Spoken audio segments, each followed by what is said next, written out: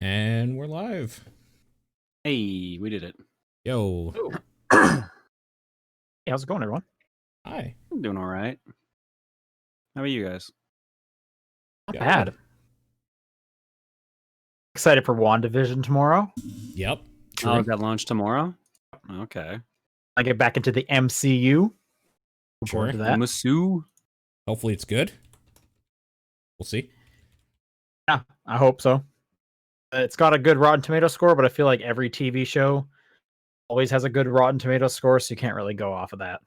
Yeah, true. So who knows? But it'd be nice to, watch some MCU stuff again. It's been a whole year, I guess. Yeah.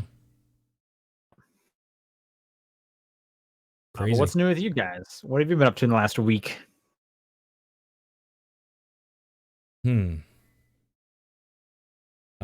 Nothing, really. Nothing new. Yeah, I guess the big thing. Cat was a brat today. That's about it. Yeah. Fucking cat. AGDQ ended last week. We didn't talk about it last week because Game of the Year show. But I watched a bunch of that, and then specifically Saturday, the final day, I spent all day basically on the couch watching it. Were some of the highlights? I wasn't following any of it. I mean, I don't know if there's any highlights for these ones because they're not in person, so no crazy big things happen and they get tweeted out by everyone or anything. They're not as huge of an event because of COVID. For me personally, the thing I liked Saturday was the Castlevania block. So that's kind of what got me started in it, and then it was just a good lineup of games for me. I kind of like this style more intimate feeling, like the speedrunners all have their own setup at home or whatever, and it seems to run a bit more on time. So I like it personally, but it's definitely not as big of a thing event-wise as it is. I think they only raised 1.5 million, and usually they do that in the first few days when it's an event. No, they broke 2. Did they break 2? Oh, does that include the Yeti and all that other shit? I mean, that's normally what happens. The Yeti normally donates their amount anyways. Yeah, 2 still nothing for that event at some point. It was doing way more before, but I mean, also people COVID fucked a lot of people over financially. Yeah. So it's harder to get people to donate as well, just in general. But yeah, Give me a second. I'll get you the exact total. All right, cool. It's still an okay time. Any specific game run that you would shout out for people to look if they went back and wanted to look something up? Oh wow. What's up? 2.758 million. Oh, they added a bit more. Nice. That so they're close. They're close to 3 now. I wouldn't be surprised if either in summer or next year they break 3. Yeah. Yeah, a few people in the chat saying the blindfolded Mario 64 run was cool. That sounds cool. I hate that game, so I didn't watch it, but that sounds cool. Here, let's see. There's a Red Bull article on what runs to check out. A Red Bull article. Donkey Kong Country. Oh, okay. Donkey Kong Country Race. The Mario Brothers 35 Battle Showcase I heard was cool. Oh yeah, there was that Donkey Kong ROM hack that somebody did. That Donkey Kong 2 that's harder or whatever. Somebody ran that, and that was neat. Mario 6 Golden Coins Race. Sonic the Hedgehog 2013. What? Sonic 1 2013? What is that? Sonic 1 2013? It's a re-release of version of Sonic 1 that came out in 2013 and has slightly different what it is. Physics. Probably. Like Xbox Live Arcade or something like that. I don't know. Apparently there was a bunch of world records. People are saying it's the mobile port of Sonic 1. Oh. Interesting. Weirdly specific niche group to be a part of. This is my favorite version of Sonic. It's the one on phones. Celeste all seasides with a dance pad. Yeah, so that's where I started. Saturday for me was Celeste, Castlevania 3, Castlevania Order of Ecclesia, Curse of the Moon 2, Mario Bros 2, Meat Boy, Messenger, all in a row. Then I took a break, came back for Tazbot and Sekiro, and then I missed the final stuff. Saturday was huge for me specifically. I really wanted to watch the Super Mario Bros 35 thing, but I didn't. Maybe I'll catch a video of that or something, a VOD of that. For me, it started as soon as I was about to go live, so I'm just like, oh, come on. It's like the one thing I wanted to watch. Yeah.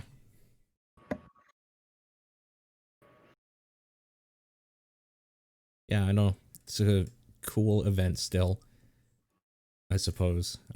I'm still looking here to see if there was anything I would call like crazy or anything, but for me it's just the stuff I know that I like, and watching them is fun. So I wouldn't say anything was too crazy. Right on. Well, hey, speaking of video games, top-down perspective for January 14th, I'm Sean Booker. Paul Fleck. John Wheeler. I was expecting a lot more dialogue for some reason, so it caught me off guard. Yeah, okay. Fair enough. Why? What? John, you're the most ready, it sounds like. So what have you been playing? All right. Finished up Shantae and the Seven Sirens. Nice. Congrats. That made my game of the year list. Obviously, when we did it last week, but I hadn't finished doing the 100% run on it. Sure. So I wrapped that up. That was fun. It was good. The best one? No, but it's up there. Okay. I would probably still say Shantae and the Pirate's Curse is probably still the best one. Okay. Cool. Yep. That game, because this game is weird in that to get 100%, there's a lot, like you get a spell that lets you see hidden items, so you have to look around for hidden items a lot. You just have to kind of have a feeling like, okay, there's probably something hidden here, I should check, or just every room you walk into, you do a check. It's annoying. That's probably the most annoying thing about it. But the game itself, it was fun. So wrapped that up 100%. And the only other thing I played, honestly, was something I was playing for stream anyways. So this week for game clearing, I started a game called Mighty Gunvolt Burst. And these are games that your subscribers are submitting to you, and you have to pick from that, right? So the way this year's game clearing plan works is that I suggest the first game, subs suggest the second game, and then mods suggest the third game. So this is the mod suggestion. Okay. So you're have you already finished 3 games, or you're on the third game now? I'm on the third game now, yeah. Okay, right on. Yeah, so I picked Castlevania Chronicles, subs picked Evoland 1, and one of my mods picked Mighty Gunvolt Burst. So I'm playing through Mighty Gunvolt right now. Nice. That game is basically Mega Man, but if you had the ability to make your own type of attack, which is actually really neat. So there's all these modifiers you can pick up through the stage that change how your shot works. Like you can give it homing capabilities. You can up the damage on it. You can make more bullets appear. You can make it auto fire. You can change the shape of it, the size of it. You can change if it works like a shield or if it just like splits like a shotgun shell, if it reflects off walls, like all these crazy like combinations to it. It's really fun. You just have to like grind the game a little bit to get cost points to actually make them affordable, because otherwise you would just make the most powerful weapon right away and just be done. Sure. Yeah. The game has a bunch of characters in it as well. You start with, I think, just the 3, or it might just be the 2, and it just happened to have the free DLC for the 3rd. And there's like another 7 characters you can add to it. So there's 10 characters total, and they all play different. Nice. Yeah. So our playthrough on stream, we're playing as Beck, which basically means we're playing Mega Man. Sure. It works exactly like Mega Man, but he has a midair dash. Okay. Yep. Didn't want to try someone like wildly different from Mega Man. I left it up to the audience, and the game itself even says if it's your first time playing and you want to see like the most variety in your attacks, pick Beck. Okay. And that was what I cared about more, was how crazy the weapons get. So sure. Yeah. Other than that, everything I've been playing in my spare time can't talk about yet. So that's all I've been playing. Secrets. Okay. Paul. I played Hidden My Game by Mom, or Mom Hid My Game, depending on if you want the English actual translation or the weird broken Japan English on the phone. The 4th chapter or whatever. On that one, 9 times out of 10. Yeah. So I played through that. It was okay, I guess. Did you end up finishing? Did you get past? Someone submitted the answer to me on Twitter. Thanks again to that guy, because I had no idea. Did you get through it totally fine? Yeah. Oh, wow. The 27, I just could not understand what they were asking of me. Which one was 27? It's the word association. Oh, that's one. a word game. The first letter That's and all then the the last hint letter. is. It's like a word game. What? There's lots of word games. The Can you word be a game little is more the specific? first letter and the last letter lead into the next word. I wish it had said that. Like if that's the case, okay, I can figure that out. Don't give me the hint of it's like a word game. What? All right. That's not helpful. So yeah, I spent maybe, I don't know, an hour or whatever doing that. However long those games take usually. The hardest one for me was the weird like timing based ones where something's happening and you have to do another thing while that's happening to do it, because it's just Okay. I mean, specifically it's one where mom's in the closet and you have to like do a magic trick to like get her out of there or whatever, and it was just the timing was That's weird. a classic conundrum. Classic, yeah. That thing's still fine. It's the right price of free, so it's definitely worth that to me for sure. I would pay up to like $2 To get rid each of one all of the those, I ads think. and stuff, I totally would too. Yeah. Oh, sure. Yeah. If I could like Actually, if you play offline, it doesn't do ads. Oh, really? Yeah, because I had first played offline for no, I don't even know why it was. For some reason, it was like unable to connect to the server.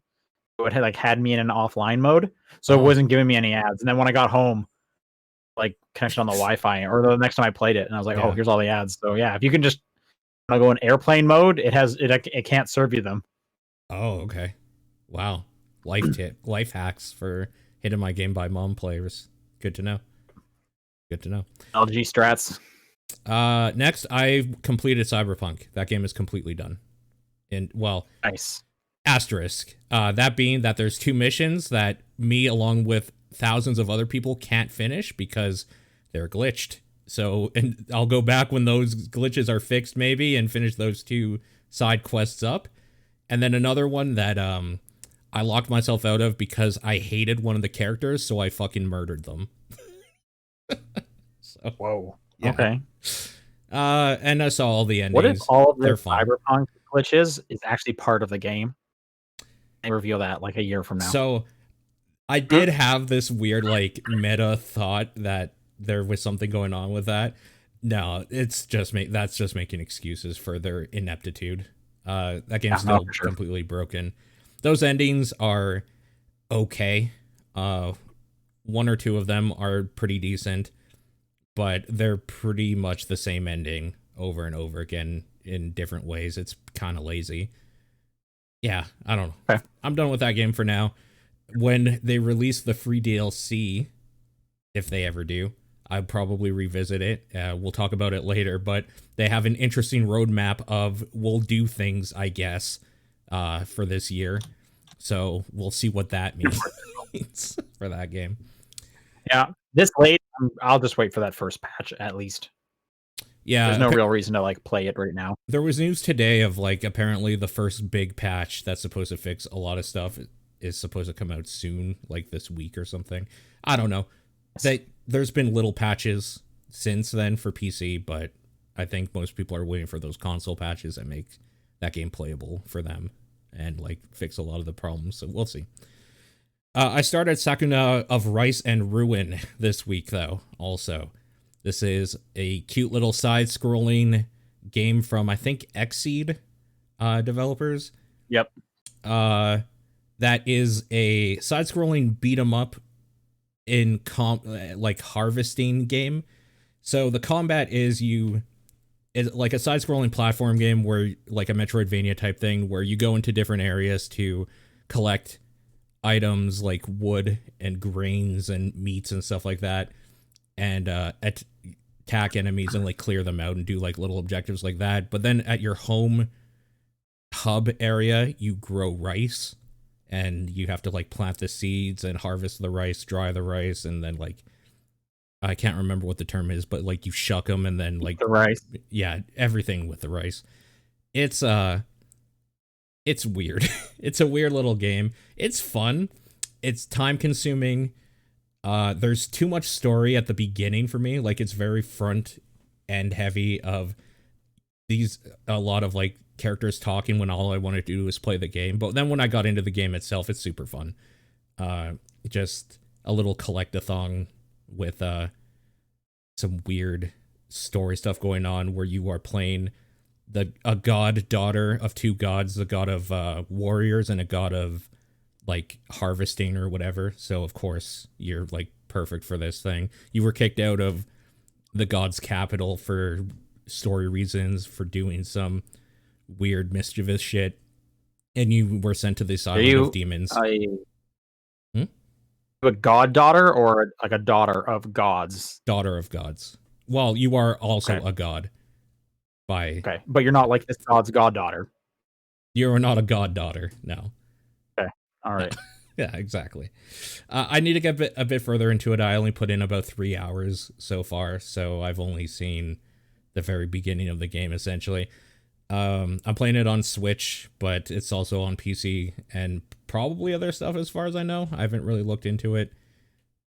It's cute. It might be something up somebody's alley if you're looking for just kind of a time waster game. Again, that's Sekuna of Rice and Ruin.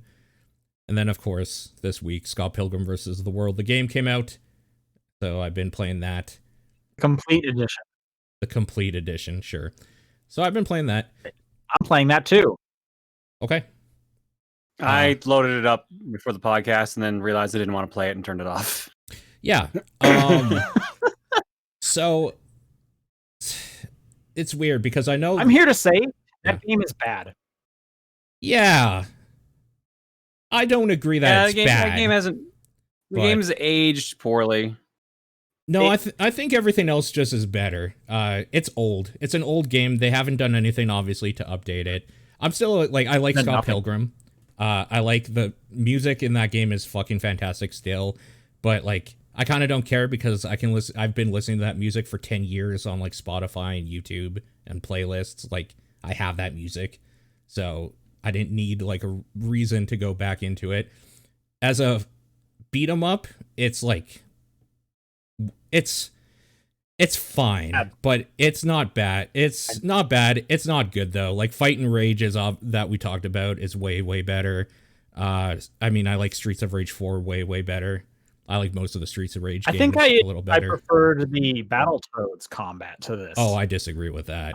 But I hated the Battletoads combat. I find this combat so slow. The characters move slow. Half the time they don't run when I want them to run.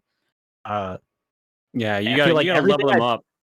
Everything I do in this game, I feel like I am having to like muscle my way through the action. How much did you play of this game? I'm curious. Before, like now. I couldn't tell you. I played through it when it came out. Okay. It was 10 years ago. Yeah. Yeah. So like, I guess the thing for me is that it's fun to go back still to that. I knew what I was getting into. I know, like, specifically, John and I have played this game together and separately hundreds of hours worth of time for different things. Yeah. And, like, yeah, like, so I knew what I was getting into, and it's that again, and that's fine.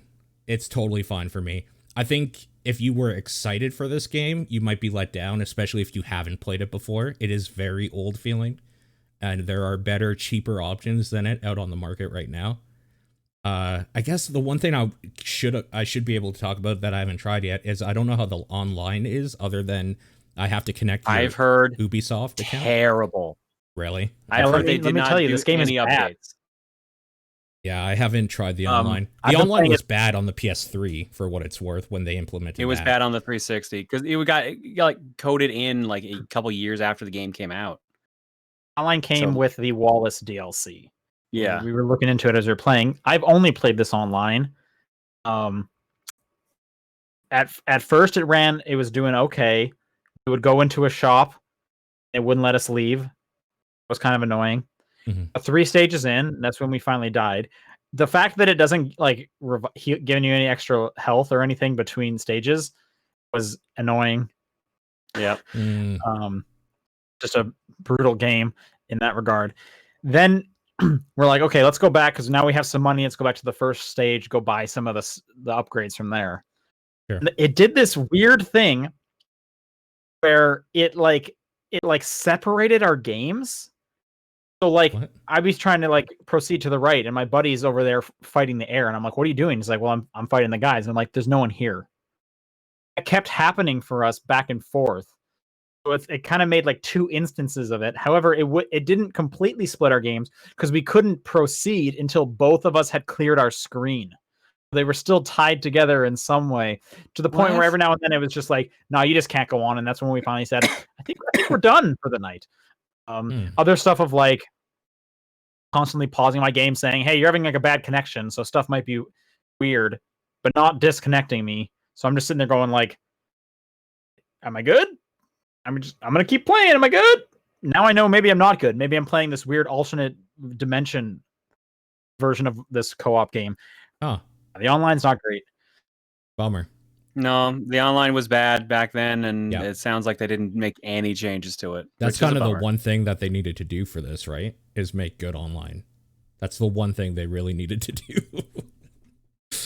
Well, I feel like the one thing they needed to do is bring it back to be purchasable, because everyone's always just complaining, why is it why can't I buy it? That's just because people complain. The people that complain they couldn't buy it haven't bought this. Like, let's just be real. What I'm wondering is like kind of who is this game for? Me. I've been having an okay time with it. I like playing this game solo, and I like that it's on my Switch now, so that if I want to play it with somebody, we could like just do that easily. I guess. I still think this game's fine. I know. I will say, like, it's only $15, which is great. I was actually surprised it was that cheap. I wouldn't have been surprised if this had come out for like $30.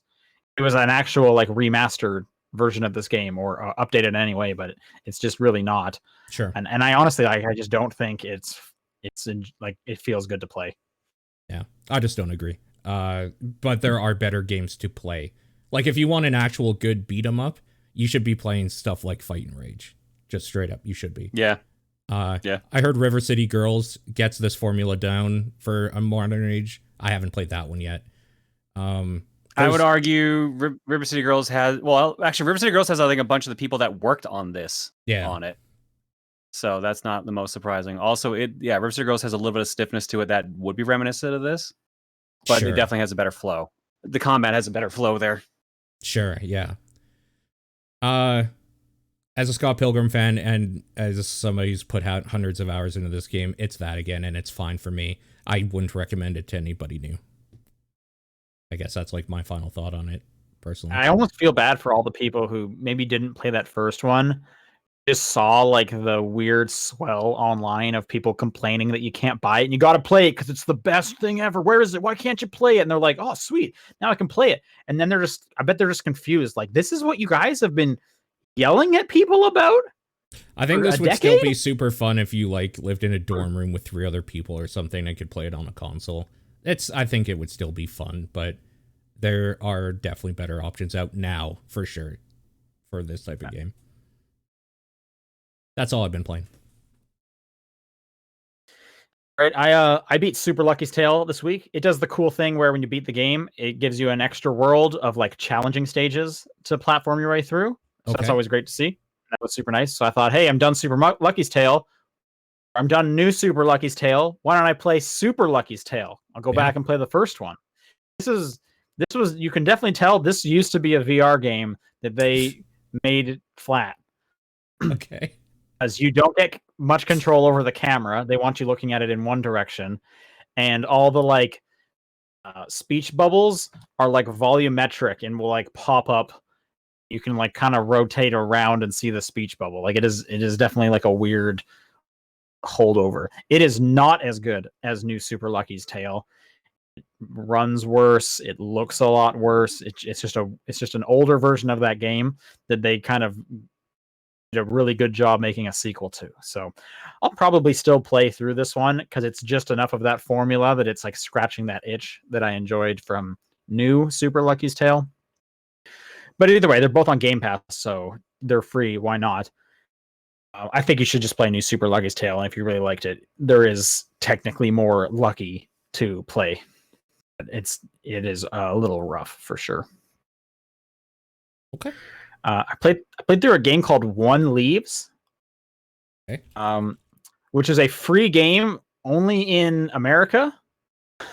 As for whatever reason, you can't get it unless you're on an American IP address. This is like the concept is you're kind of in like a speed run game. It's like you and 3 other people are trapped in this like horror house. Yeah. You have to like quickly run through the puzzles and the weird, gross, hospital environment, yada yada, and try and outrun these other 3 people to escape. Only one gets to leave. And then you find out at the end of the game, the reason only one gets to leave, and there was like smoke in the area, and there was like weird, gross teeth, and like it's an anti-smoking game. Lungs, is an anti-smoking game, and 3 out of 4 teens who start smoking will get cancer from it. Wow. Yeah, this is a weird thing, but it's a free game, at least on the Xbox. I will say it's been a long time since I played just a free game found on the Xbox Live Store. I'm thinking of stuff like Yaris. Yeah. I'm thinking of like Hexic HD. Yeah. This looks better than them. It's also been like a decade and a half since I played Yaris on the 360, so of course it looks better. This game sucks. Sure. It's bad. Yeah. I am kind of surprised how much they hide the anti-smoking message until the end of it. Like if they didn't have the little like pop-up in VO at the end about trying to quit smoking and how 3 out of 4 teens won't be able to quit smoking, it could just be a bad horror game with some easy puzzles in there. Cool. But it's an anti-smoking game that you can play if you're in the United States. Nice. I don't know. That's one leaves for you. If you have 20 minutes of free time and you want to waste it, there you go. True. And then yes, I've been playing Scott Pilgrim. So that's pretty much all I've been playing. Let's do some news. All right. A whack of it. Yeah, some stuff happened. Hogwarts Legacy, that Harry Potter game. Yeah, they released a official announcement. I'll just quickly read it. We'd like to thank fans from around the world. Tremendous reaction. The announcement of Hogwarts Legacy, from our Port Key Games label. Creating the best possible experience for all Wizarding World gaming fans is paramount to us. So we are giving the game the time it needs. Hogwarts Legacy will be released in 2022. Sure. That's it. Okay. That's it. In more exciting news, with less information, Indiana Jones game has been teased. Developed by Machine Games, who have been doing the Wolfenstein games recently, which I think lines up pretty nicely. I can't think of 2 characters that hate Nazis more than BJ Blazkowicz and Indiana Jones. Machine Games is the anti-Nazi game studio for sure. So yeah, that's sure. What would this game even be besides Uncharted? Well, it is a wholly original standalone tale set in the height career of the famed adventurer, Lucasfilm said in a statement. That definitely narrows it down. Yep. Sure does. It's going to just be Uncharted, right? I can't wait for people to just be like, I can't believe they ripped off Uncharted. I can't wait for those. Oh, it's going to happen. It's straight up going to happen. This is just another Tomb Raider. What the fuck? Exactly. Did we also mention the fact that for some reason Lucas Games exists again now? Yeah. No, we have not mentioned that yet. Which this is like, I guess, the first game with the logo kind of in the trailer of it. I don't know. Don't worry, the second one will be talked about a little bit later on the list, I saw. What would you do to make a new Indiana Jones game so that it doesn't just seem like Uncharted? How would you make it an Indiana Jones property? I would make it like Tomb Raider instead. True. Like a male Tomb Raider. I like yeah, exactly. What can actually make it different? I don't actually know what I would do. I feel like you could do like the research part of things, like the actual, because he's a professor, so you could work that in there somehow. But I feel like that's a tenuous line to walk. I don't even know what that would be besides like the Batman vision from like detective mode. You remember that one? I guess. Yeah. Would you do that? I'd make it like Castlevania is my favorite comment. I agree. Everything should just be like Castlevania. He's already got the whip, so I mean, you're already like halfway there. Exactly. like you can already see the like Uncharted, Crash Bandicoot style, him running to the camera from a boulder, right? Like it just works. I don't know. Yeah, that's true. So is it Harrison Ford? Probably not, right? You think they get Harrison Ford for it? No, probably not. Actually, sorry, I was confused. I thought you meant like the character. Like, is it Indiana Jones the character versus whatever the fuck his son's name was? Shia LaBeouf's character, the actor. Yeah, I you know what? I would play that. I would play an Indiana Jones game where you actually just play as Harrison Ford. I think that'd be great. Sure. Yeah. It's just an old man. It's a pre-order bonus. It's definitely gonna have a different VA because I don't even think Harrison Ford has he ever done any game voice work. I think he's done at least one of the Indiana Jones games in the past. I feel like if he was, do you think it looks like young Harrison Ford? Young Harrison Ford, maybe. They model after him, or do you think they model after Nolan North? It's definitely going to be young Harrison Ford. Or do they model it after Shia LaBeouf? Ugh. That would be funny. That'd be funny, but I hope they don't. Yeah, for sure. I don't know. What do I want from Indiana Jones? I want a goofy thing where he just about loses his hat, but then he like puts his hand in there and he grabs his hat. That's the opening sequence for sure. Yeah, I want one of those 100%. For sure. I want something about him not liking snakes.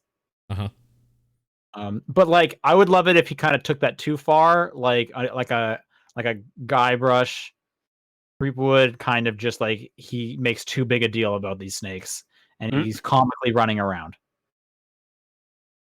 Okay. Oh, the snakes. Yeah, he's just like, no way, and like runs out of the frame. That leaves like the damsel in distress to like roll her eyes or something. Do you think there's any face melting? It is Machine Games. Maybe. So that's another thing. Machine Games, typically they do first-person games. Do you think this is going to be first person? First-person whip combat, baby. That would look. I don't think that would be very good. I don't know. No.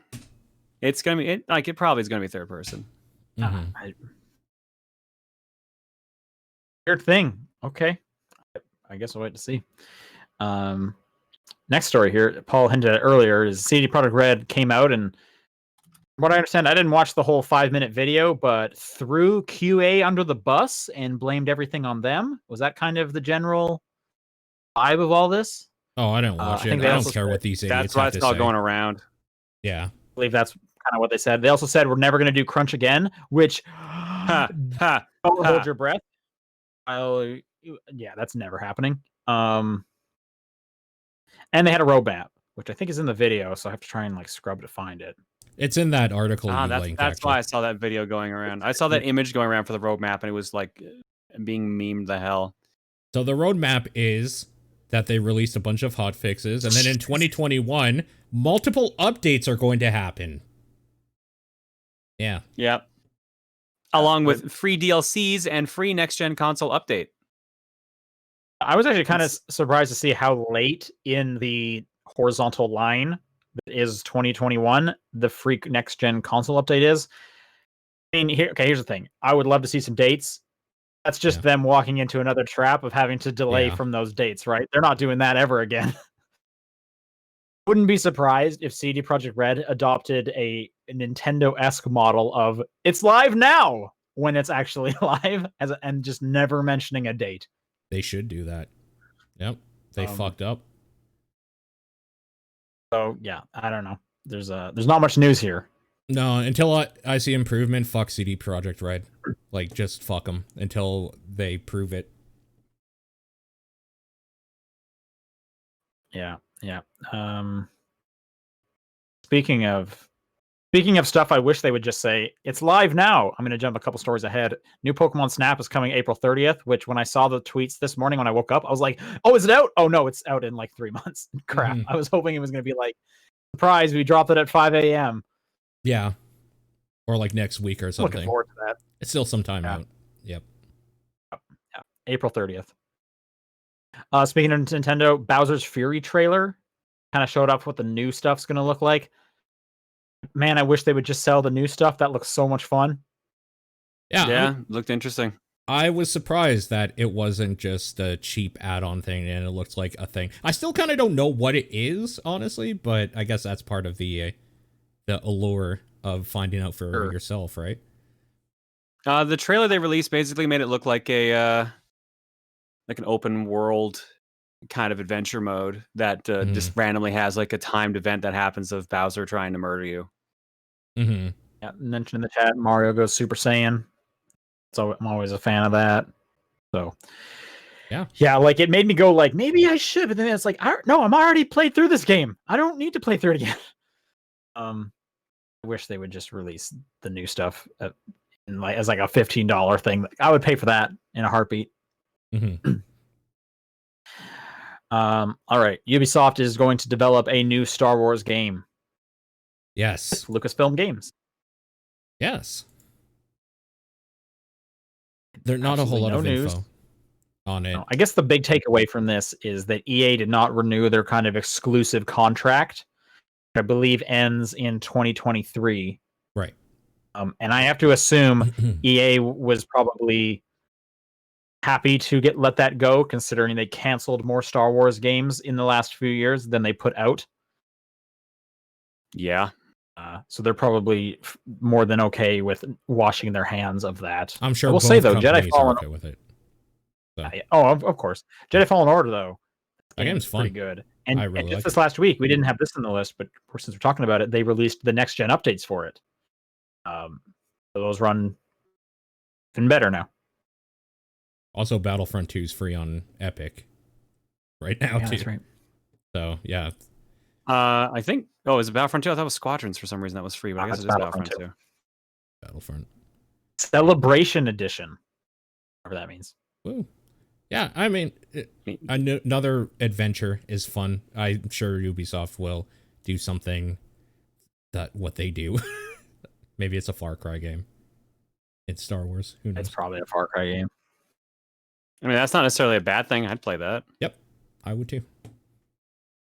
It's predictable, but I'd play it. All right, this was given to me by the Discord. Netflix is ending their service on Wii U and 3DS officially fully this summer. Those apps were taken off the store at the end of December, apparently, but you can still re-download them if you ever downloaded them before. Thank God. Yeah. If you still use the 3DS Netflix app, please write in. I would love to hear about that. Sure. Why? Think there's any actual 3D content on Netflix that you can take advantage of with the 3DS? No. I think so. I don't think so either. Probably was at the time. Really? Yeah, I think there was something. Okay. I can't think of anything off the top of my head, but maybe. I know the YouTube app had that, so I would have figured that the Netflix one would have had something. I would just assume the YouTube app has everything. It's YouTube. I don't know. Sure. Another one from the Discord. This one's just weird. Saw this. Madden is doing a SpongeBob thing crossover. Yeah. So that's interesting. Did you guys actually look into this? I didn't look into the trailer. I watched the trailer. Yeah. Because they had announced this like a few days prior, or actually maybe closer to like a week prior, and I sent it to a friend, and our guesses were are they putting Sweet Victory in it? Like, are they putting the Bubble Bowl theme, like that song, in Madden? I think that was actually confirmed. Like they were going to do the halftime show in there as well. Oh, really? Because that's not in the trailer. Oh, I thought that was confirmed somewhere then, but I guess maybe I'm wrong. No, you know what I'm confusing it with? Nickelodeon, the channel, aired a football game, and they kept cutting away to SpongeBob and Bikini Bottom, like cheering whenever a team would score and stuff like that. I think that's what I'm confusing. Yes, and what also Nickelodeon did is anytime there was a touchdown, they would spray the touchdown, slime it with CG slime. People watching it, which sure, why not? That would make me turn a football game on, go, then turn it off. It's still more football than I currently watch. Anyway, what is Madden actually doing with SpongeBob? like costumes, you can kind of look like you're wearing a Patrick Star. Yeah, like they say inspired by, so that just means the colors are wacky. Also, it looks like the field has SpongeBob SquarePants and Nickelodeon stuff all over it, and then around it is his house and like just stuff from Bikini Bottom and a giant SpongeBob blimp and shit like that. Weird. Well, there's a Venn diagram somewhere out there that people are very excited that are right in the middle there. They're very stoked. Very small but very happy Venn diagram. Yep. Another one from the Discord. Slay the Spire is getting a board game Kickstarter soonish this year. So maybe keep your eyes out on that if that sounds interesting to you. Personally, this sounds terrible to me. I don't care about this at all. But yeah. Why? What? It's based off of. It's a deck building game. Why would this not work as a physical deck building game? Because I don't like physical deck building games. I'd rather just play the game and not have to worry about cleanup or any of that bullshit. I guess I get that logic, but yeah, no, I love deck building games. This sounds awesome. Yeah, this seems like a slam dunk to me. I don't think I would do it because I have the digital one. That one works fine, but like I enjoy deck building games for sure. I would not choose this version over the digital version. Well, I don't know. This physical one apparently has co-op. I don't want co-op. I don't care about co-op 4 players at all. Sure. Oh, that sounds fun to me. We'll keep my eyes on this. This one sounded interesting to me also through the Discord. So apparently Lego Island back in the day, the creators of it, Mindscape, they did this shitty thing of fired their own staff to avoid paying them bonuses after that game did very well in 1997. And the bigger thing here is that the Lego group, the official Lego group, has a podcast called Lego Bits and Bricks, and they talk about that Lego Island thing. And the bigger thing is that I started listening to this to just hear like what a podcast about Lego sounds like.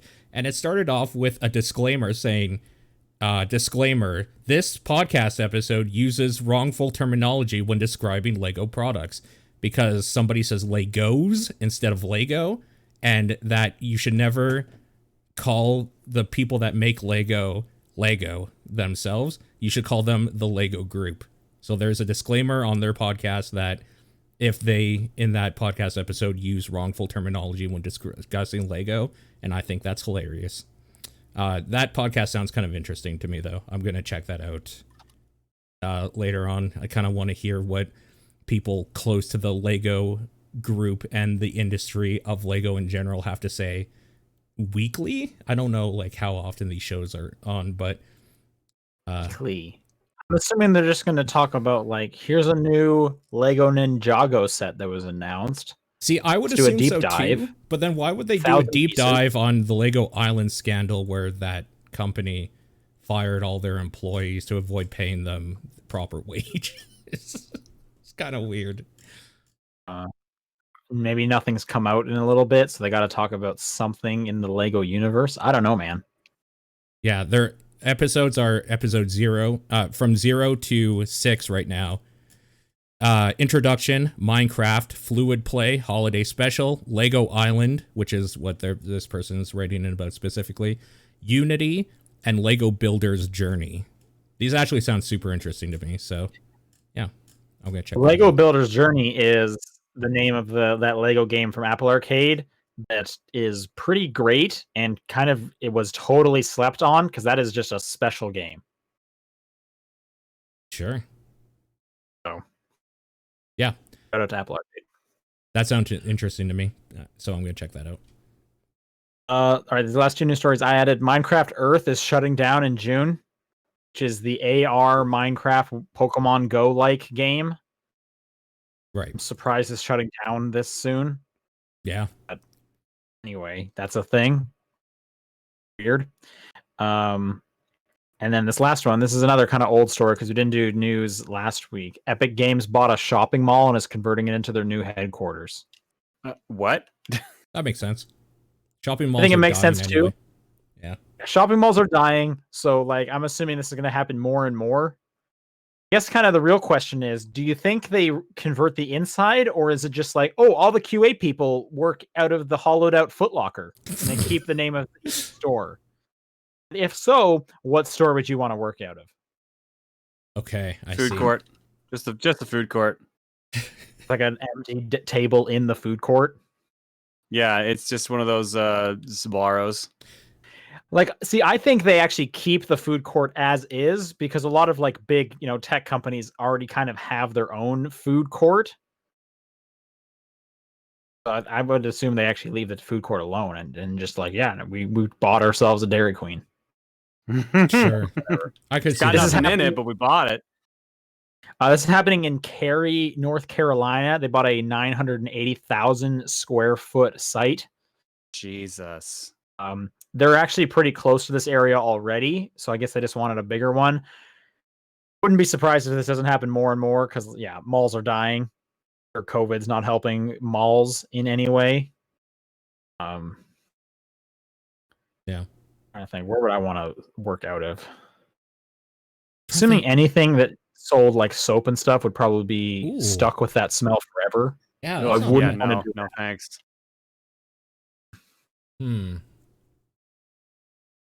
Be like a fun one. But like a Spencer's Gifts. So Toys R if you, Us. if you come out of like with a white shirt, The- you're just glowing the whole time. That still exist? I haven't been in a mall in ages now, honestly. Definitely still exist. Yeah. Where else are people going to buy Goku Glitter bombs. memorabilia Uh, and a vibrator? Hot Topic. Sure. That's why I meant like does somebody had to Spencer pick up still the exist? mantle. I thought Hot Topic just took over. Like how San Francisco, the store, used to exist, and then Spencer's kind of ran them out. Oh, I totally forgot about the San Francisco thing. That's sure. Yeah, that's The basically world did. Spencer did take over San Francisco. I feel like Hot Topic actually kind of like there's a bunch of like knockoff Hot Topics down here called like Lunchbox and stuff, where it's basically just like nerd shit. Nerd. Wait, what's Hot Topic at this point? Like you go in and he's like, "Oh, here's your Naruto section. Here's old band tees because yeah, you were definitely alive when the Ramones were around, kid. Yeah. Yeah. There's definitely like an Avatar section, and then you got like an MCU section. Now there's a bunch of these kind of stores like Lunchbox, and it's like, yeah, here's your Naruto, here's your Harry Potter section. Here's My Hero. It's just it's kind of just nerd shit. And the walls are all Funko Pops, obviously. Uh-huh. Box Lunch, that's what it's actually called, Box Lunch. There's a bunch of these things. I don't know, man. Would want to work out of an old abandoned Santa's workshop setup that they Okay. had made. I want to sit right in a sleigh, put my computer and my desk in the sleigh, where we're at with all the fake snow. Working like a Build-A-Bear or something. Just somewhere where I could like take a nap on the ground because there's just stuffed shit everywhere. Would be nice. Sure. That's probably one of the dirtiest floors everywhere, though, with all the kids, though. Oh, it doesn't matter. You gotta sleep somewhere when you're doing crunch. Yes. Anyways, that's the thing. You guys miss malls? No. You think you will miss malls when malls are totally gone? Yeah. Your teen's gonna hang out. That's gonna do it for news. Do some questions. If you want to send a question in, it's topdownperspective@gmail.com, at TDP Podcast on Twitter, the Discord channel, or John's P.O. Box. I'll read this first one from Kevin. Which money should I carry in my wallet? For the sake of context, I live in the GTA, which I'm assuming is Greater Toronto area? Yep, Or maybe that's I'm right. just Canadian. And there's definitely a bigger place in the States that starts with T. I live in the Grand Theft Auto. That's what I read it as immediately first, but yeah. I'm going to assume he lives in a city, some kind of big city. Yeah. How much money should you carry in your wallet? $20. 20 Carry bucks. $20. Yeah. At all times, I carry a $20 bill in my wallet. Oh It's no. basically just for come across something that won't take my debit card. But Yeah. I pretty much never want to use it. Sure. I don't carry any around, but I also don't go out. So, but $20 is the answer if you're going to be out and about. All right, VGC Kenny has a couple questions here. You're given one of two opportunities. One is you can end The Simpsons. Okay, and the other is wow. Okay, sorry, I was just seeing if there was more context to that. Okay, one is you can end The Simpsons. Okay, they're done. Yeah. The other is The Simpsons runs its natural course. You do not make it longer than it's going to be by taking this option. It still goes. But you get to guest on an episode where the plot involves your character heavily. Which do you do? Seems like such a no-brainer, unless the person writing this question doesn't like The Simpsons, so they would think having The Simpsons continue is a negative. Oh, see, I would end The Simpsons because I think it should just end. It should have ended. Yeah, a long time ago. isn't the crutch of this question like, do you think The Simpsons currently is bad? Yeah, it is. It has been for years. Because if you don't think it's bad, then yeah, you would take the I want to guest on an episode option. But if you think it's bad, why the fuck would you keep going with it? Oh, I want to be on this terrible show, even though it's got like 10 years of good and 20 years of meh. I don't see the point in ending The Simpsons. Like, just don't watch it. I mean, I'm not watching The Simpsons, but I don't care that it's still going. No, you should really have to put everybody out of their job for sure. I'm going, yeah, no, what? They've had it too good for too long. Yep, exactly. Eat the rich. I wouldn't be surprised or mind if The Simpsons the longest running thing ever, and people don't even remember when it began.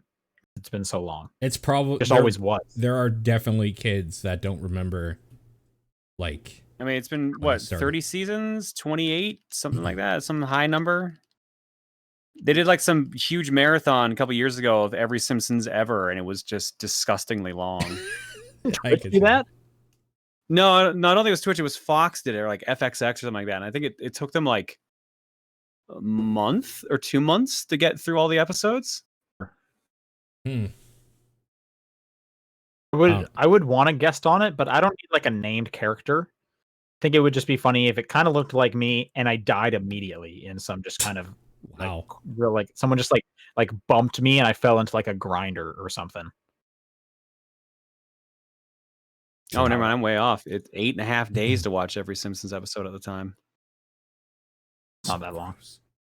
That's really as of 2014. long. As of 2014, it took 8.5 days because there were 522 episodes. Yeah, 552 episodes of the show took 12,144 minutes to watch, which is 202 hours and 24 minutes, or 8.5 days. So I was way off of my guess. I'm in the camp that The Simpsons should have ended a long time ago, but I also have never cared the idea of having or guesting on an episode, even when it was in its prime. I wouldn't do that anyway. I'm not like chomping at the bit to be a guest on The Simpsons for sure. I will say though, Simpsons Hit and Run, that's a good game. Yeah. How have they not made another one of those or remastered that game? I wonder if that one holds up. It's been a long time. SpongeBob Battle for Bikini Bottom does not hold up. It got a remastered. They should have put those efforts into the Simpsons game. It is surprising that they haven't. When you who even has the gaming license for Simpsons right now? Is it just back in Fox's control? I don't know. Disney owns Fox, so they should give it to Lucasfilm Games. This hot new developer that's just excited to make stuff. Okay, second question. Do you think it's fair to give someone an optimized New Game Plus file in order for them to play the game and see everything they would want to see?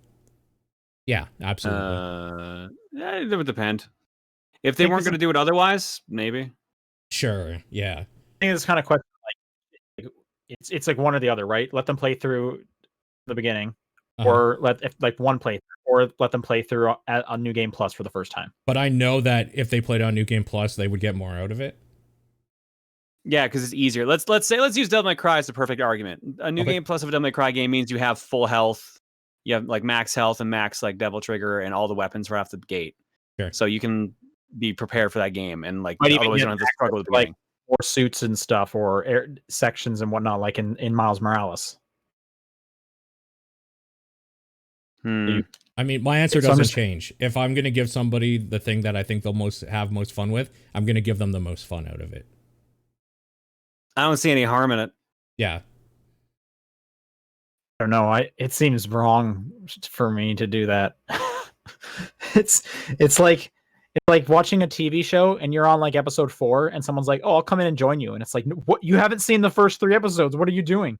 No, and then they Seems watch a wrong. I've had people do 5-minute that before. YouTube video. I don't like doing that. Nah, Yeah. I'm in the camp. Yeah, you should play it like Bear. Nah, if it's someone that would never have played the game otherwise, then yeah, let them play it how they want. Your Take New answer Game change Plus if it's you? Someone's offering this Me? to you? If it does. was me, then I would probably change the answer. Yeah, because I would be like, I want to experience it my own way. But Yeah. My answer changes for me as well. But also, we talk about video games on a podcast. Like, I kind of have to... I feel like we kind of have to know the base experience, at least.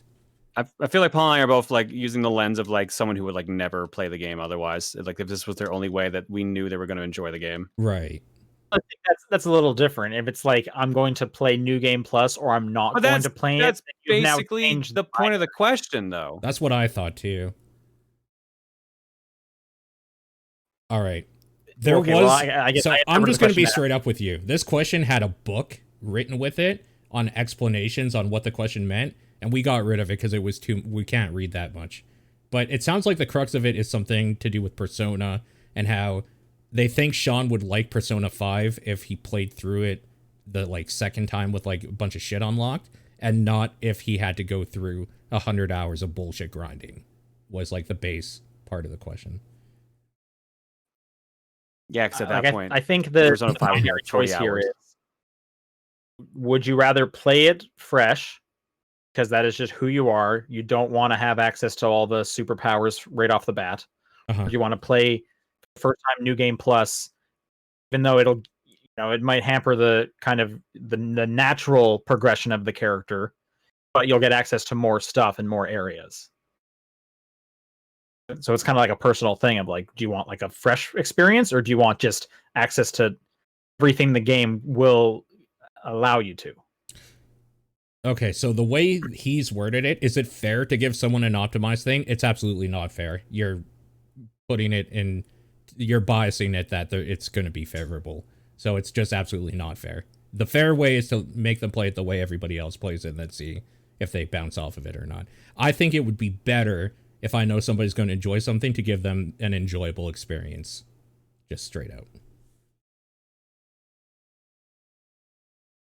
So I would disagree with that one. I think both is fair, because like, what is like? I don't think either one is not fair. As soon as you start I tipping the personally would scales, just- it's not fair. That's like the definition of not fair. But what are you tipping the scales towards? You're More giving them content? a new game plus. You're giving them a new game plus file in order for them to see everything that they would want to see and not have to see the side shit. Content and stuff. Yeah. Does that change your idea, John? Not really. Okay. Yeah. I So think it's still for given the ourselves, we would rather just do it from the beginning. Showing somebody it, I would rather them just see the good stuff that they would like.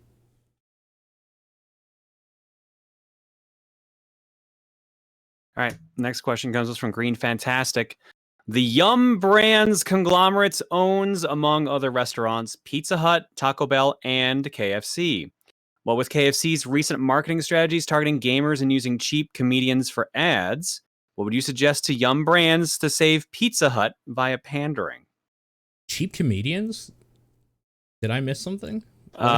Probably KFC used to have a bit where they had different comedians playing Colonel Sanders. So like Norm Macdonald. Oh, really? Reba McEntire was there for some reason. Oh, okay. I remember. Then they were like, let's make doing that, RoboCop Colonel Sanders. Also doing the that movie with Oh, and Mario Lopez. Mario Lopez, Yeah. which is weird. Recipe for Seduction or something like that. That's the one. Yeah. What would you suggest, Yum Brands? Save Pizza Hut via pandering? Well, in the 90s, Pizza Hut was like this in their own way. They were the cool place. and I'm trying to remember why. Did they get like some Ninja Turtles thing? Yeah, okay.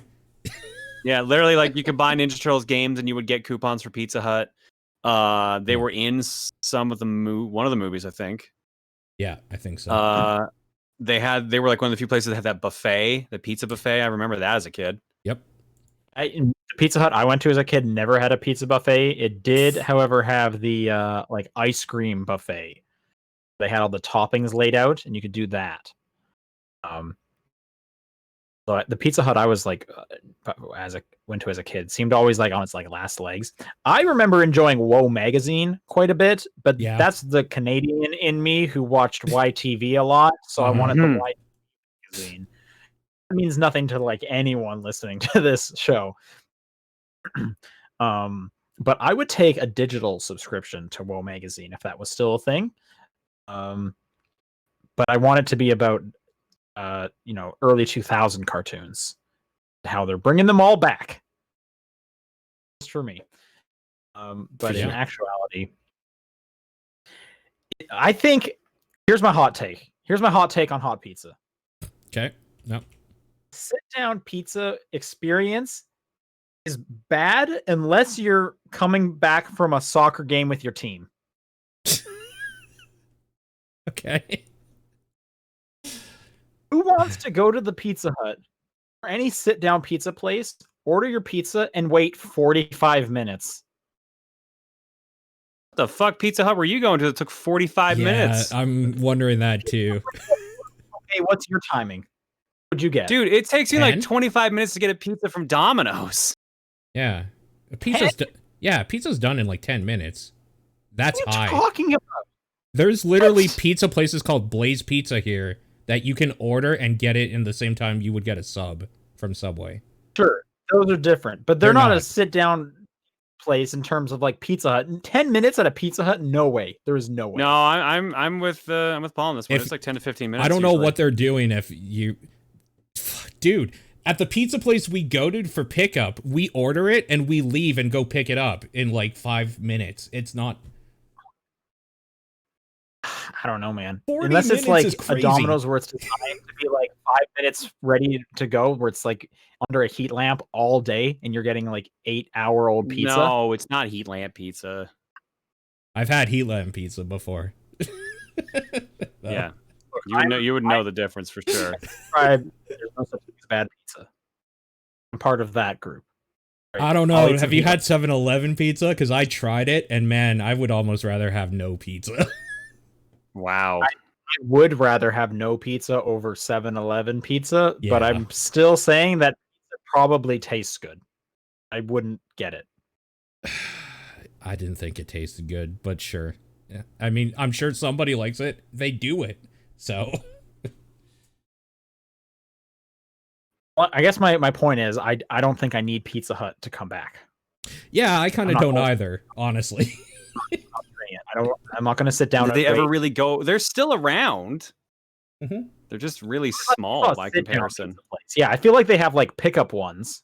Sure. I feel like sit down pizza places are pretty rare because nobody wants to go to them unless they're a kid after their Little League game. No, you are right. People don't want to go into a sit down pizza place. So the closest you usually get is like a Boston Pizza where somebody's going to get pasta, somebody's going to get something else, and then, I'll get a pizza or whatever.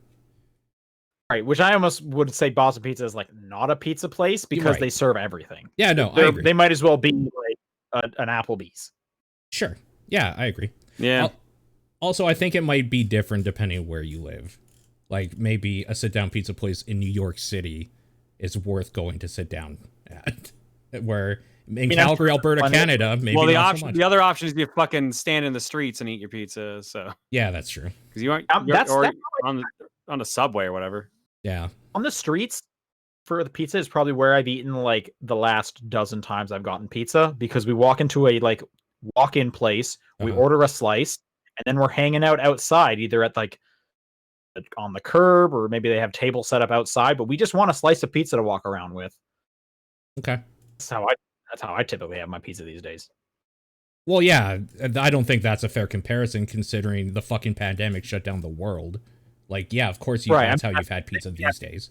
Talk outside of pandemic terms, because the whole scenario is I'm not sitting down anywhere for any food right now. Right, yeah. Yeah. They don't need to save Pizza Hut. Pizza Hut had its time and it was called the 90s.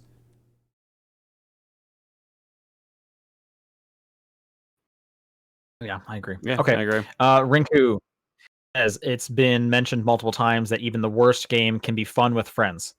What's a game that's worse with friends or other people in general? Strategy games. Yeah. Single player Tetris. Single player Tetris. My answer is like any game that you're trying to like. Spelunky is very fun with people, unless one of those people actually wants to try to quote unquote win the game. Then it's the fucking worst time ever. Like if somebody is trying to like play the game good, every game's worse with other people. It's better to just do it yourself. Visual novels would suck. I feel like that would be like reading a book with someone, which I also think sounds like a nightmare. What if you had a kid and you were doing a really cute visual novel, though? Does that change it at all? Rather than like another adult and you're like, hey, bro, are you done this page? Or whatever. I feel like in that, that point, you're probably reading the story out yourself. Yeah, that's true. Yeah, it's just kind of like, we don't care. Is the kid enjoying it? Sure. But yes, because I think it's going to be a scenario like, are you done? Can I move on to the next one? Okay. You done? Can I move on to the next one? Okay. And then because it's a visual novel, there's some weird objectification of women that pops up, and you both have to kind of look at that. And then high five. Okay? I get it. All the high fiving really makes those visual misogynistic visual novels take longer, for sure. That's true. It slows it down, and it's like, yo, I'm just trying to get to the next part. Please stop high. And now you're taking your pants off. Please stop high fiving. Why no? I hate this. He's like, I can either high five you or use my hand for other stuff, and it's like, keep high fiving. I hate this. He definitely wanted to high five me before he does the other stuff with that hand. Yep, for sure. If I'm picking the order of how this is going, yeah. What I'm trying to say is like, it's okay if me and another dude play a visual novel together as long as we don't touch. Totally. Yep. Then it's not gay. Right. Yeah, exactly. Hard platformers has a story kind of sucks because it's like, do you actually want to read it? Because like I do, but I don't want to be like, can you slow down while I read this because you don't care? Like that situation is always just kind of odd. Yeah. Hard platformers are terrible with like another person because you need to just keep that like feel of the mechanics, and if you're passing the controller back and forth or something, it just takes longer than necessary.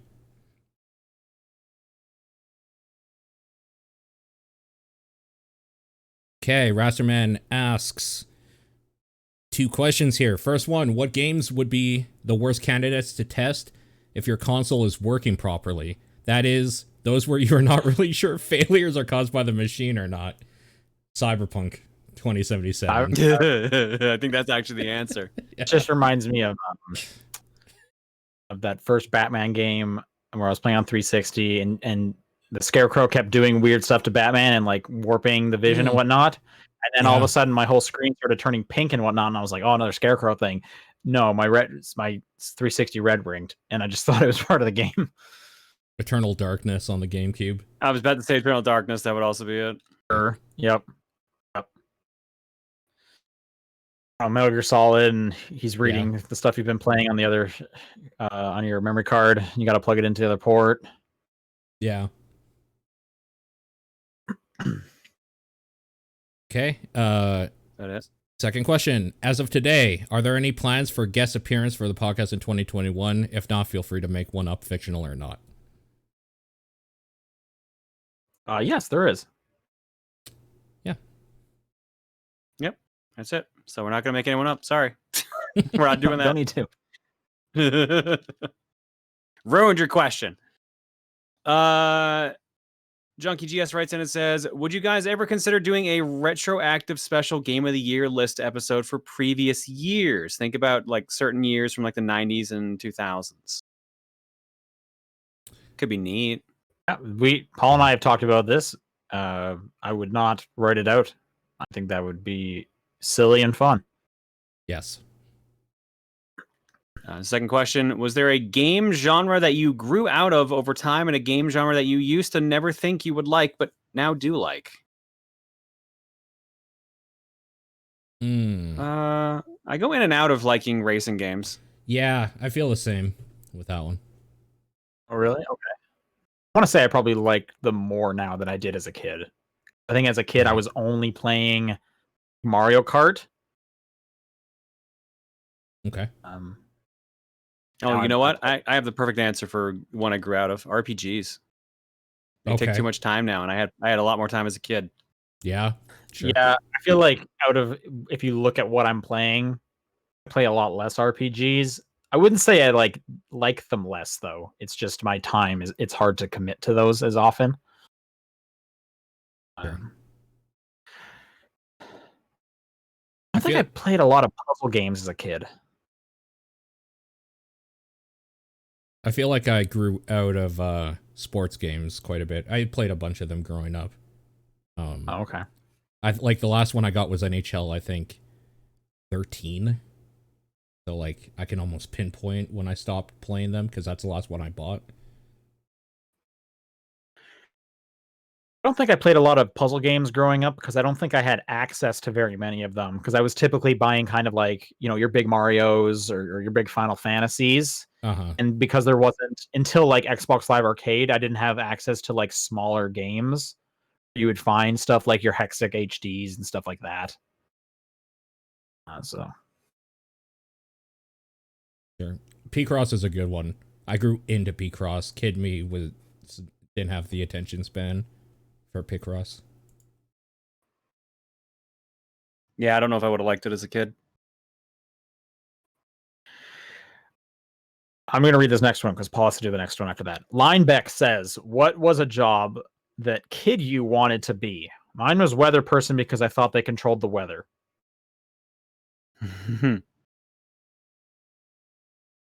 That's I think great. my very first job I wanted to be was like an astronaut.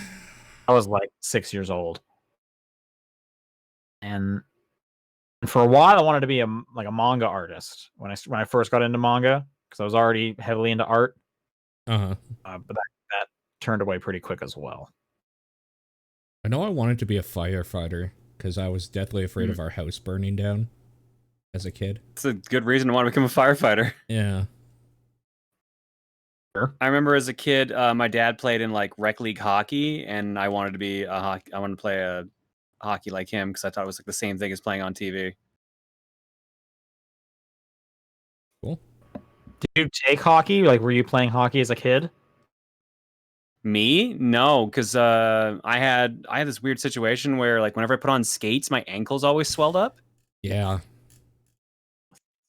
So I Skates are never. uncomfortable. Yeah, I never got into like rollerblading or ice skating that much. But I got really good at running on ice to kind of hang out with people still. And also roller skating was fine. Sounds so sad. You and a bunch of buddies go down to the like frozen lake or whatever, and everyone rents skates, and you're just like, "No, I'm good. I got it covered." John, what are you doing? Stop! Everyone's looking at you. I thought roller skating was super hard. Rollerblading, I thought was so easy. So that's what I did. Yeah, I found roller skating way easier.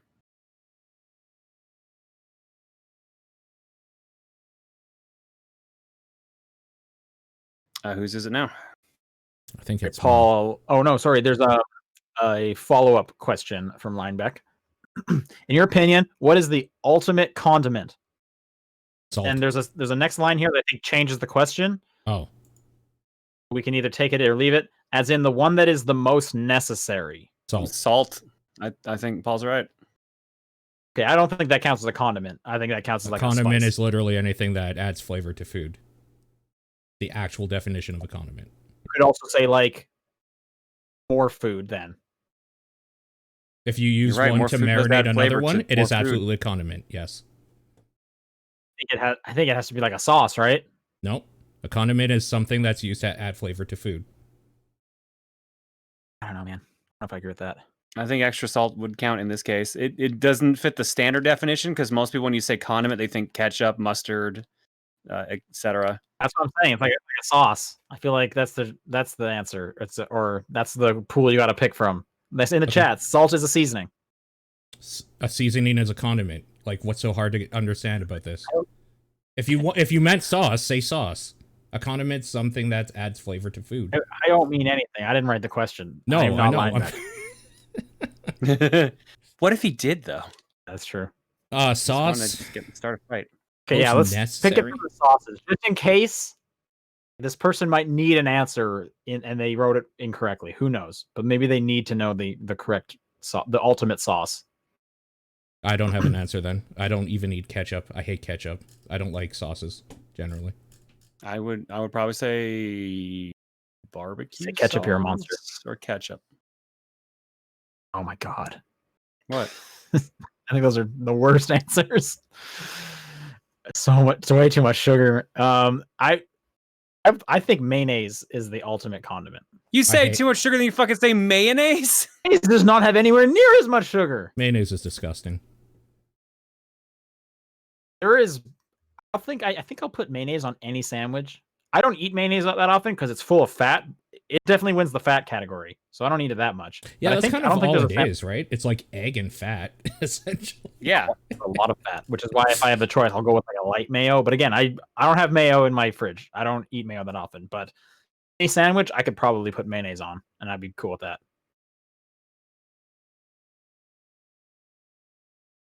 Okay. Do you think it changes if you say the one that is the most necessary? I still think salt counts. I mean, salt does count, but we're not going with salt. We're going with sauce. Most necessary sauce. Again, I don't use sauces. I'm going to say barbecue sauce because when you make a barbecue thing without the right barbecue sauce, like, you're missing out. It sucks. Yeah, you're really missing out. Barbecue sauce is a really broad answer too. Mayo can turn into like anything. Okay. Yeah, I mean, if we're going with butter can be a condiment, butter is probably more necessary than salt. Then, yeah, if butter counts, then butter's my answer too. Yeah.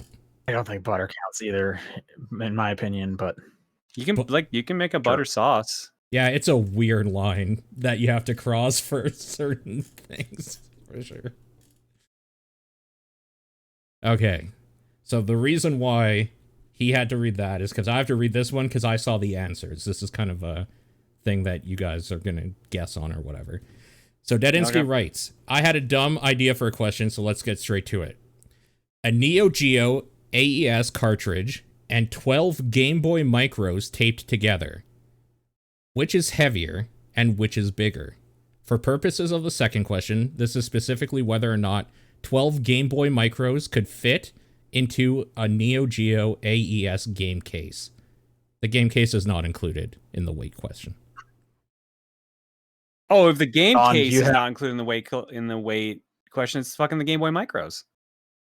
Because half the weight of a Neo Geo cartridge is the damn case. You have one of these, John? Yeah. You want me to go grab one? It's just right behind me. You have 12 Game Boy Micros. Yeah, give me a minute. Okay, here we go. Sorry, buddy.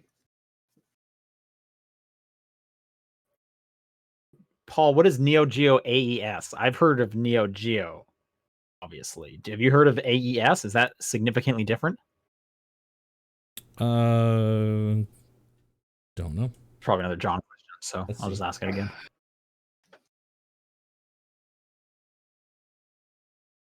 All right, here it comes. All right, sorry about that. Oh, now, for my own, that's the cartridge or the case? This is the cartridge. Okay, so it looks like a large VHS, kind of. It's way bigger than a VHS. Let me see what I have for scale here. Here's Super Monkey Ball 2.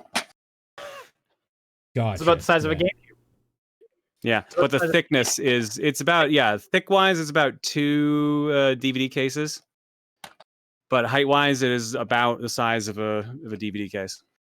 Okay. How much? They're chunky boys, and you can hear it. It's loud. It rattles. Is the case much bigger, or like how tight inside the case is that cartridge? Pretty tight. It's literally like a imagine if you hollowed out a book. It's like that. It's like a hollowed out case that you wrap around this, essentially. Sure. Okay. Okay. So now I asked Paul this. What is Neo Geo AES? Is that different than just Neo Geo? Yes. AES is the home version, and MVS is the arcade machine version. They're about the same size. MVSs are a little bit smaller. Okay, so the first question is, which is heavier, 12 Game Boy Micros taped together, or that? Assuming we're just talking about the cartridge shell and the circuit boards. I think so, yeah. Just the cartridge. The cartridge itself is pretty damn heavy, but I would assume 12 Game Boy Micros. Micro's pretty light. I don't know about 12 of them, though. What is your guess, Sean? See, the thing is like, I don't know how heavy that thing is. He's saying it's pretty light. How heavy is it in relation to a VHS tape? Definitely heavier than the VHS tape. It's got 2 circuit boards inside of it. Okay.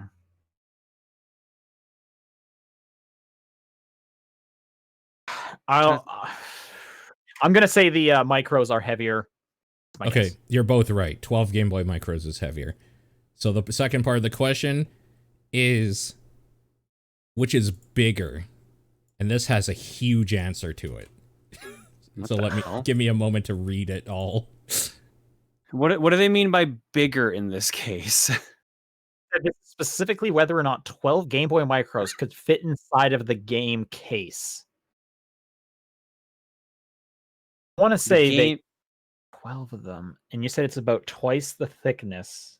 The game case, maybe? I want to say 12 probably could fit, because I bet you could get 2 of these, one on top of each other. This is about the thickness of like a DVD case. Yeah, I bet you could just barely fit 12 Game Boy Micros on top of each other inside the case.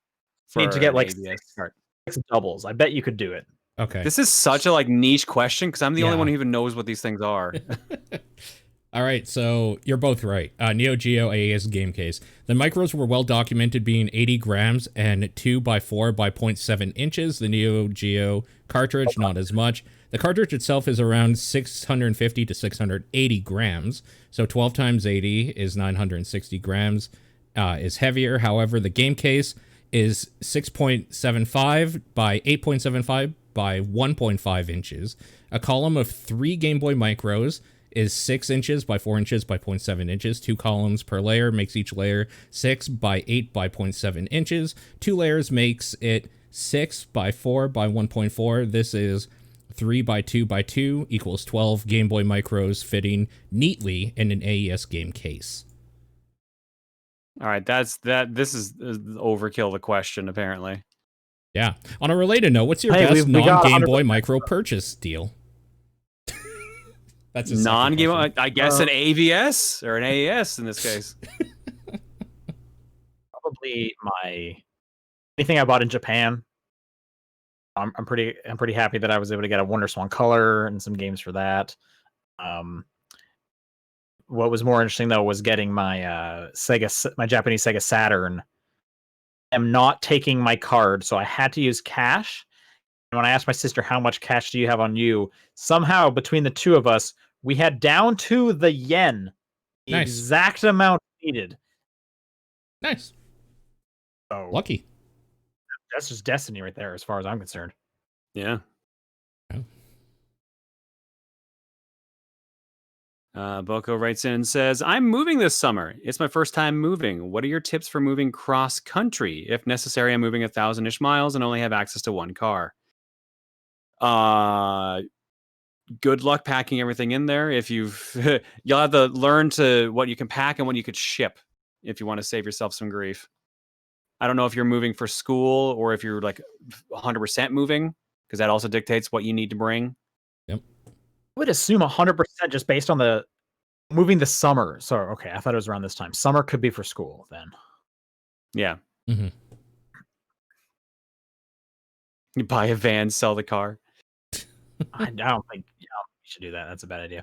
We had in the Discord, someone actually wrote like a really great description about just things to like tips for like doing long distance driving travel that is definitely worth Yeah. checking out. Sure. Other things to think about that kind of weren't touched on that off the top of my head would be stuff like you can look into renting furniture so that you don't have to bring your own furniture. I know that's I'm not sure if Canada has that. I know in the States you can definitely do it. And along with the rental fees, they will like move things in and out of the apartment for you. That might be a thing, especially if you're not planning to be there for very long. It could save a lot of space. I think do you think they have their own amenities there? I don't know. Like I assume. I assume, yeah. Yeah. Otherwise, I think you get a toaster oven, and then you don't need access to an oven or a microwave. Toaster ovens are so versatile, or a toaster. It can do everything. Yeah, I agree with toaster oven. Those are pretty good. Just love my toaster oven. Just be careful how you pack things. Learn the best way to compress everything without actually damaging the things. Packing is the perfect time to throw out things you don't think you're ever going to need anymore. Yeah, downsize. Holy crap, downsize everything you don't need. Would definitely when you're making stops on the road, I would bring in the valuables out of the car. Like whenever I was doing something like that, I would be. Or if you're driving with someone else, have them stay in. Always have one person in the vehicle at all times. Yeah. Sure. Yeah. Well, that can be kind of hard. Like pre-pandemic, if you both went into a restaurant. Yeah. Oh, yeah. Mm-hmm. Like I always would bring my computer in. I basically had a box of here's my valuables, and it was a lot of my electronics and stuff that I would bring that into the hotel room or whatever. Did that one for sure. Sure.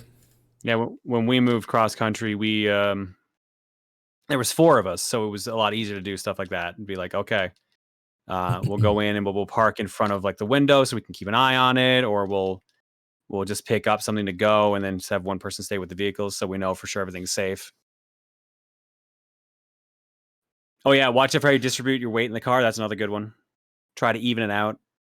Yeah. Don't just dump everything in the back. Be an issue with snow or anything, so you wouldn't have to worry about weighing down the wheel wells or anything like that. Oh no, your shocks. Okay. It's not for traction. It's more so wearing out your shocks. Okay, I've actually never even thought about that, so it's good to know. I would say if let's say you're moving in with roommates, maybe have a way to lock your stuff up, because you don't know these people. So for the first little bit, you might want to have some kind of, not necessarily a safe. If you had some kind of box with clasps that you could lock for when you're not around until you're more comfortable.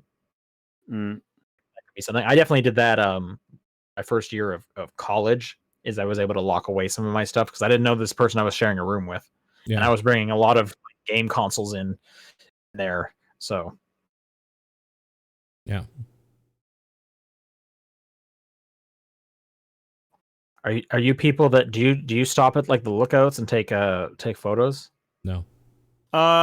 We wanted to, but my dad wasn't, so we kind of just went through everything. We've barely stopped. I never really do that. About it. I have friends who they have rules; they have to stop at every single one. Oh man. Oh, that's too much, depending on how long the drive is. It's like a nightmare. Yeah. Anyway, go. Good luck. It'll be a fun trip. Yeah, good luck with the move. Suku writes, how can ice levels be done right? Don't give them ice physics. Yeah. That's my thing, is I don't know if you can, because it's you need them to be slippery, and then it's I don't like that this is slippery. No, if you just focus on the aesthetics of ice rather than the mechanics, it's usually fine. Yeah. Or give the player the option to prepare themselves with non-slip power-ups. Like Mega Man 11 had you could get spike grips so you didn't have to deal with the slipperiness of the ice. Stuff like that.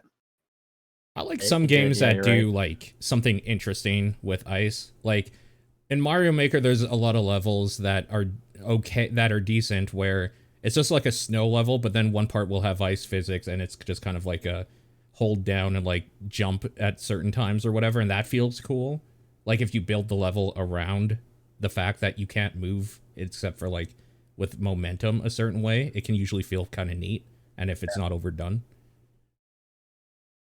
Also, things that like people always just go to ice, that like slipperiness. Like, why not do something cool with like using fire to melt ice stuff or whatever in the level, or like different mechanics that ice have, like going from a solid to a liquid and shit like that.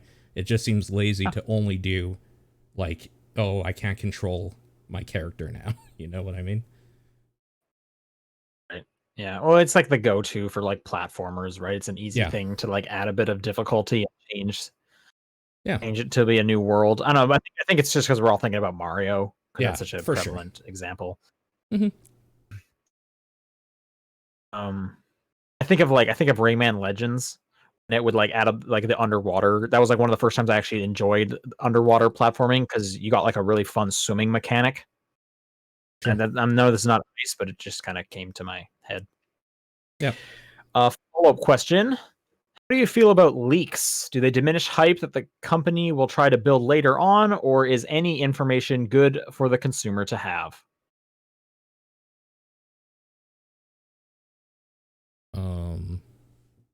I don't like leaks. I kind of don't care, honestly, about leaks at all. It depends. Some I like kind of I like the leaks afterwards. Like, oh yeah, they were working on this, but it got canceled. I find Oh, that okay. stuff interesting. Sure. But like, yeah, like being like, okay, hey, here's like the next 3 Smash Bros. Characters confirmed 100%. It's like, no, that sucks. I kind of do like the hype. I think some places can get a little precious about the announcement stuff, but I feel like leaks, they're almost kind of like a spoiler in some way, and I can think of a lot of things that I would have hated if, that spoiler got leaked to me or got out. Yeah, I guess Yeah. it depends what the leak is, for sure. Like, I don't care knowing what the new Smash characters are, because I don't care about that hype. Knowing the end of, like, a new Mass Effect game or something, that sucks. Like, that's a bad leak. Right. Yeah, no, I kind of like the build up, or like if I was gonna watch a Game Awards and I knew all of the trailers that were about to be revealed, then it's like, oh, that's kind of a bummer. I liked being a part of. They're building up. What's the final? Oh, there's one extra thing. Oh, cool. Yada yada. So I'm not a big fan. Final Insanity writes, coming back to a game after a long break from playing can be daunting. Not remembering the last thing you did, what your next goal was, remembering certain mechanics, etc. What's the best way you've seen a game accommodate this? What should games do to accommodate this that hasn't already been done or not been done often?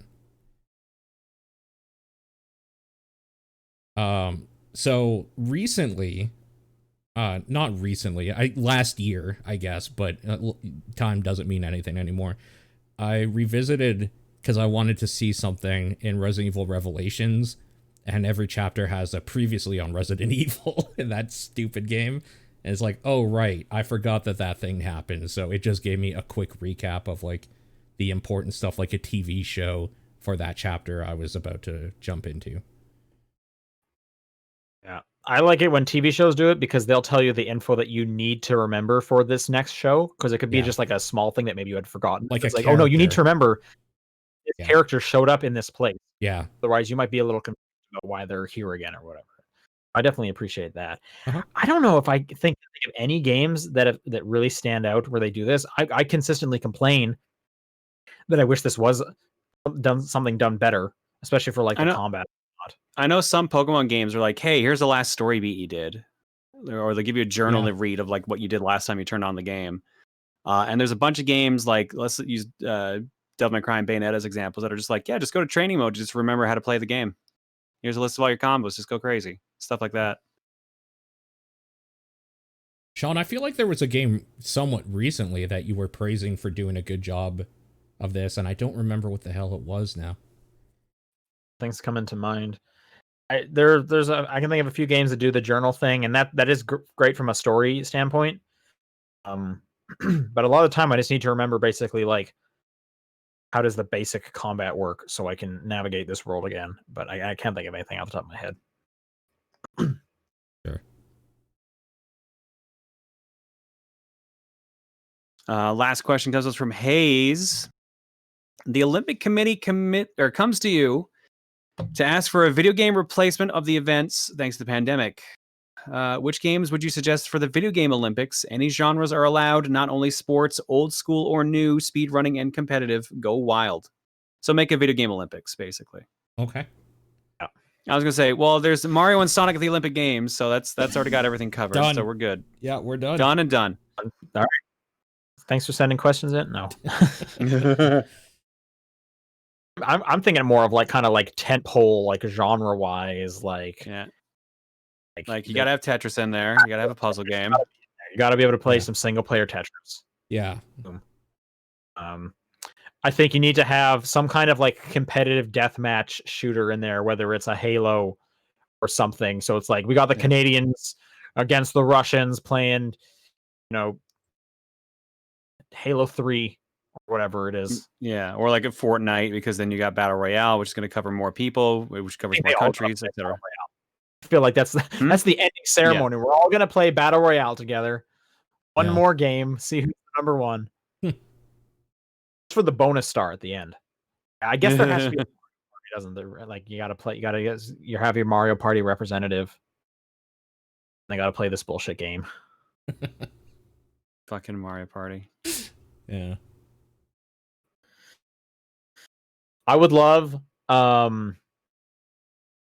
I can't even remember what's the side-scrolling fencing one?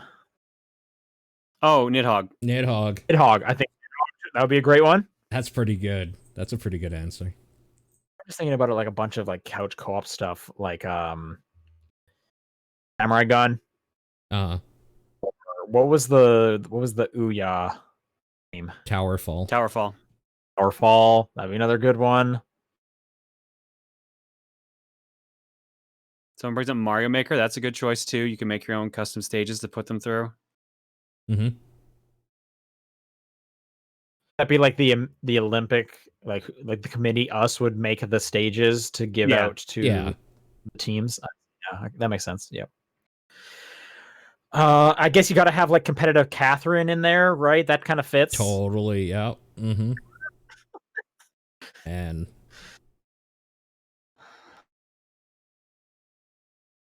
sounds fun. You gotta have like a Mario in there, just a regular ass Mario.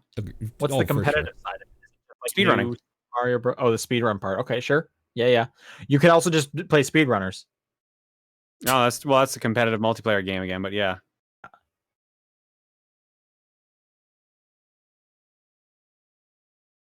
Gotta have your Street Fighters. I was gonna say, like, what do you do for like your fighting game? And like Smash is an easy one, but I feel like you could go more traditional. You probably go Street Fighter, honestly. Yeah, probably.